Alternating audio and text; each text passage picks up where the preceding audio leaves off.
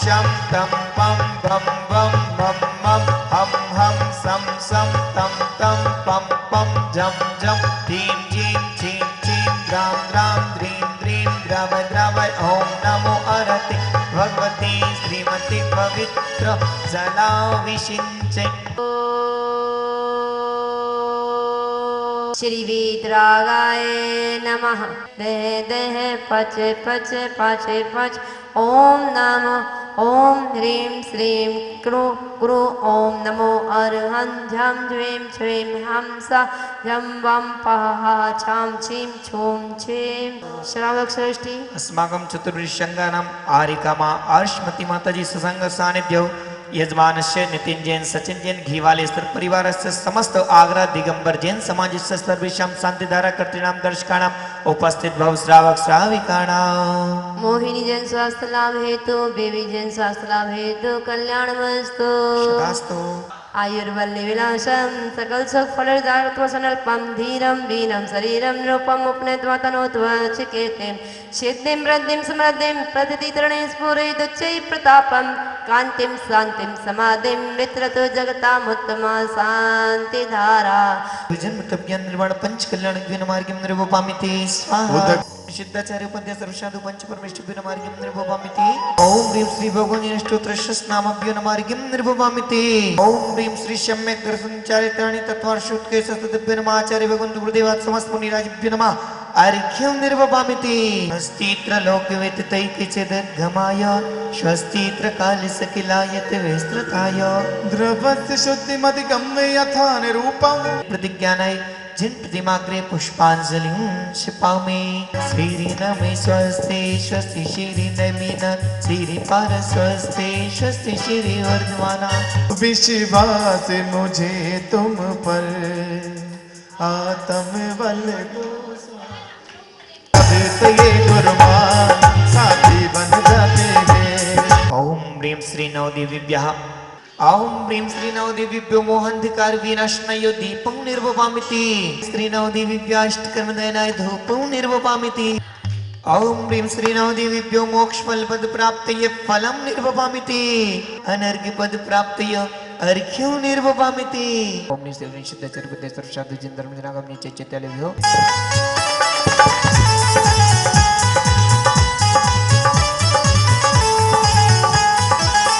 षडभंगुर सारा जग जाना जड़ चेतन को बिरने पिछाना।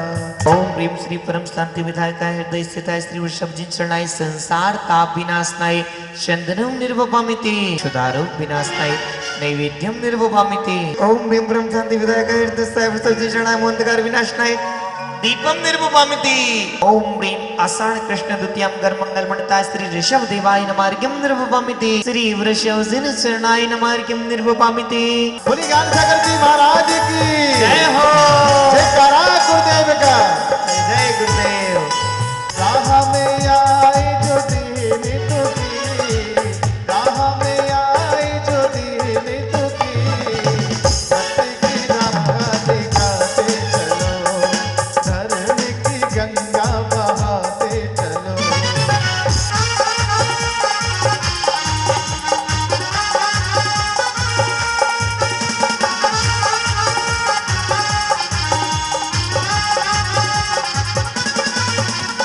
गाने मन गाने गुरु माँ के गुण गाने, घर उधर ये देख रहे सब लोगों से पूछ रहे। धीरे धीरे पगला धरती देखो आए इंद्राणी, आगे पीछे दौड़ रहे दर्श करा दो इंद्राणी। सुन मेरी सच इंद्राणी ललना को मोह दिखा दे, ओ बाका दर्श करा दे, मन की दशा मिटे जाए। सुन मेरे इंद्र राजा मेरे प्यारे महाराजा, को नजर लगे जाएगी।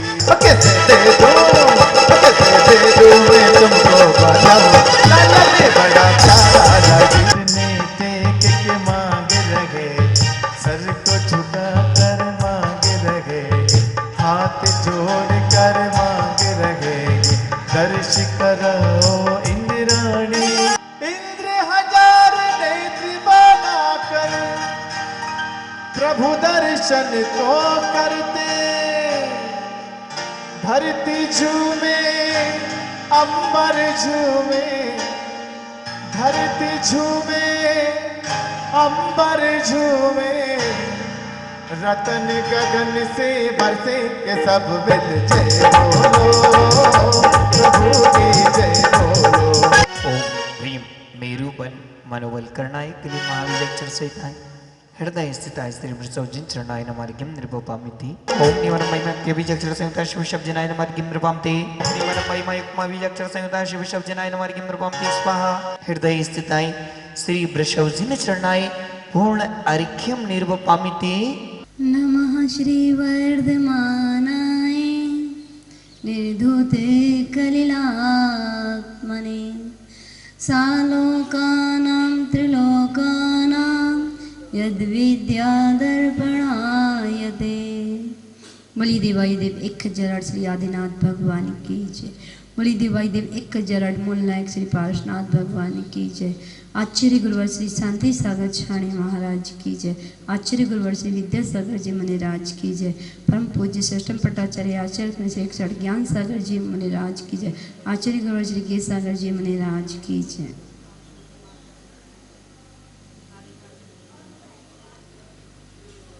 चलते हैं आचार्य मानद गोस्वामी जी की वह कृति 15वें नंबर का काव्य, 15वें नंबर का श्लोक और 15वें नंबर के श्लोक में आचार्य मानद गोस्वामी जी ने अपने भक्ति भरे भावों से और प्रभु का गुणगान, प्रभु की महिमा को बतलाने का, प्रभु की महिमा गुणगान गाने का प्रयास कर रहे हैं। उस प्रयास की ओर हम भी चलते हैं। क्या भाव दर्शाया है 15वें काव्य में? चित्रम की मात्र यदि ते त्रिदशांग नाभे नीतम मना गपि मनो न विकारे मार्गम कल्पान्ते काले मरुता चलिता चलेन किं मन्दराद्रिशिखरं चलितं कदाचित्।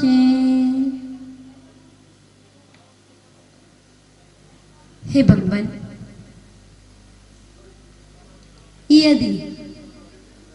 यदि ते माने आपका, मनः माने आपका मन, त्रिदशांगनावीर देवांगनाओं के द्वारा, अपि माने भी देवांगनाओं के द्वारा भी, विकार मार्गम विकारी भावों को नानीतम नहीं प्राप्त होता है। हे भगवान, आपका मन देवांगनाओं के द्वारा भी विकारी भावों को प्राप्त नहीं होता है। अन्यत्र इसमें चित्रम के क्या आश्चर्य है? आश्चर्य ही क्या है?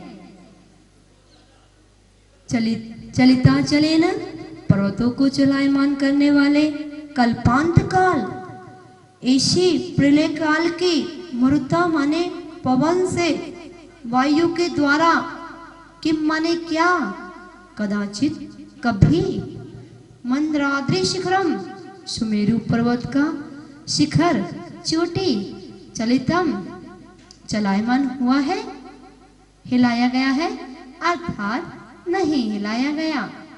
ऐसा क्या उस प्रलय काल की हवा से, उस प्रलय काल की वायु के द्वारा क्या सुमेरु पर्वत हिलाया जा सकता है?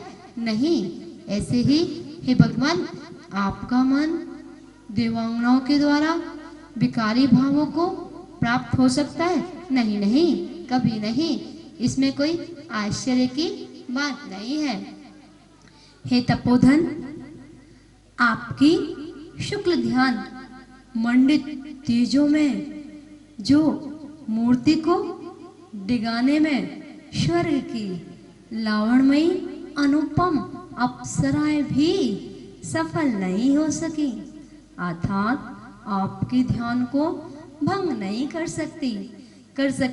आपका मनोबल इतना स्ट्रांग है, पावरफुल है कि आपको दुनिया की, आपको संसार की, तीनों लोगों की कोई भी वस्तु आपके मन को हिला नहीं सकती। स्वर्ग की देवांगनाएं भी आपके मन को डिगा ना सकी, अर्थात आपके ध्यान को भंग नहीं कर सकी और ना ही आपकी स्वाभाविक प्रणति को वैभाविक प्रणति की ओर रंच मात्र भी खींच सकी।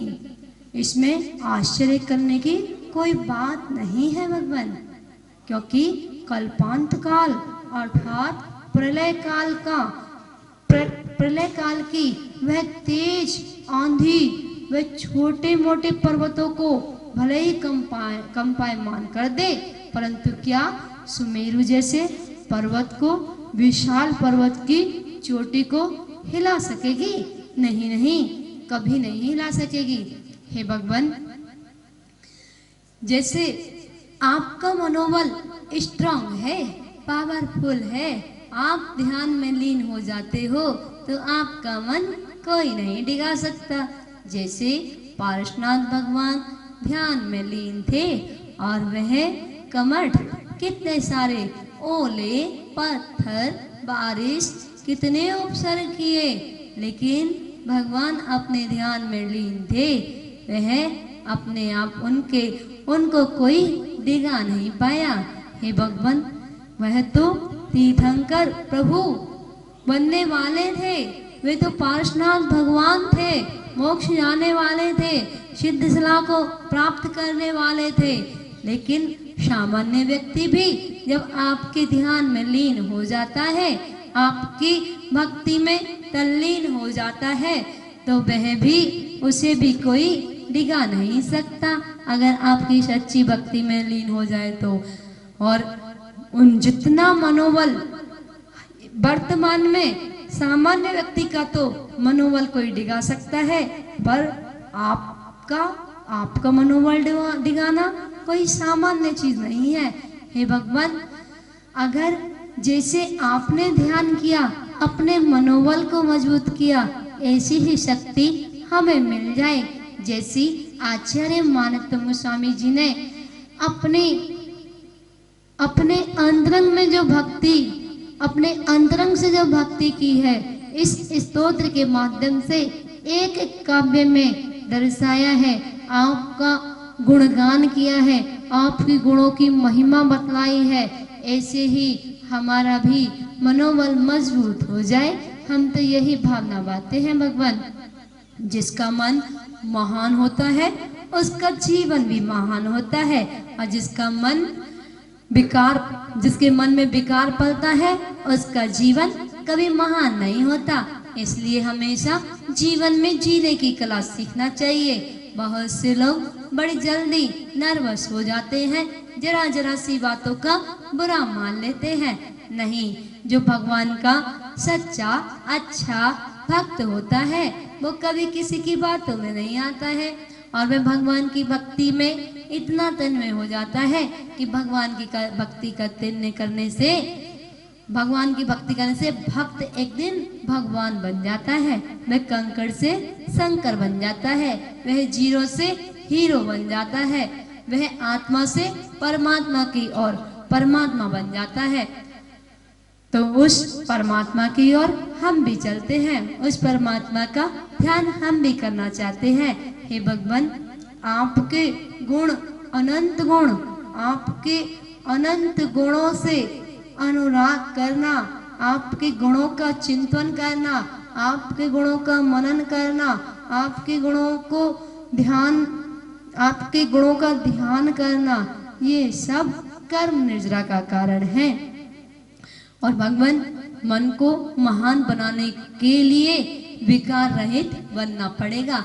अगर हमें अपने मन को स्ट्रांग बनाना है, अगर हमें अपने मन को मजबूत बनाना है, तो हमें बाह्य पदार्थों में उलझना नहीं होगा। हे भगवान, जो बाह्य पदार्थों में उलझता है, जो इधर उधर की चर्चा में उलझता है, वह कभी अपने मन को स्ट्रांग नहीं बना सकता। अपने मन को स्ट्रांग बनाने के लिए तो हमें भगवान की भक्ति आराधना करनी होगी, और जब हम भगवान की भक्ति तन में होकर करेंगे तो हमें बाहर के विकल्प हमें एहसास ही नहीं होंगे, और जिनको बाहर के विकल्प नहीं छूते हैं वही तो स्ट्रांग बनते हैं, उन्हीं का मन तो स्ट्रांग होता है, उन्हीं को तो सम्यक दर्शन प्राप्त होता है। हे भगवान, ये सम्यक दर्शन की टिकट जिसको एक बार मिल जाती है फिर उसको मोक्ष की प्राप्ति निश्चित है। तो हे भगवान, हम यही भावना भाते हैं कि जिस तरह से आपने ध्यान किया है, आपने अपने मन को स्ट्रांग किया है, वैसे ही मुझे भी शक्ति मिले। हे भगवान, कोई दूसरा नहीं जानता, सबसे पहले ही कोई दूसरा नहीं जानता कि मन कैसे स्ट्रांग किया जाता है। अपने मन को स्ट्रांग करने के लिए पर की ओर दृष्टि नहीं डालनी है, अपने मन को स्ट्रांग करने के लिए स्व की ओर दृष्टि डालनी है।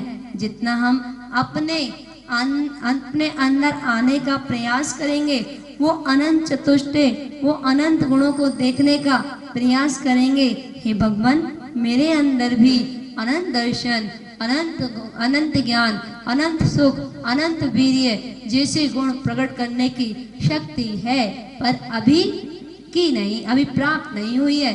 जब तक हम अष्ट कर्मों से मुक्त नहीं हो जाएंगे तब तक हम उस मोक्ष को प्राप्त नहीं कर सकते, और उस मोक्ष की प्राप्ति के लिए हमें स्ट्रांग होना ही पड़ेगा।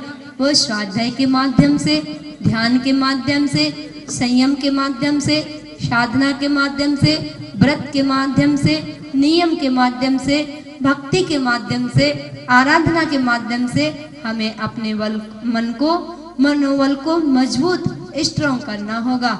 हे भगवान, आपकी भक्ति में जो एक बार तन्मय हो जाता है, एक बार डूब जाता है, फिर उसे बाह्य वस्तुओं की आवश्यकता नहीं पड़ती है। हे भगवान, आप जैसा तो इस संसार में कोई भी नहीं दिखाई देता, और आप ही जो आपके पास है वही तो हमें मिल सकता है।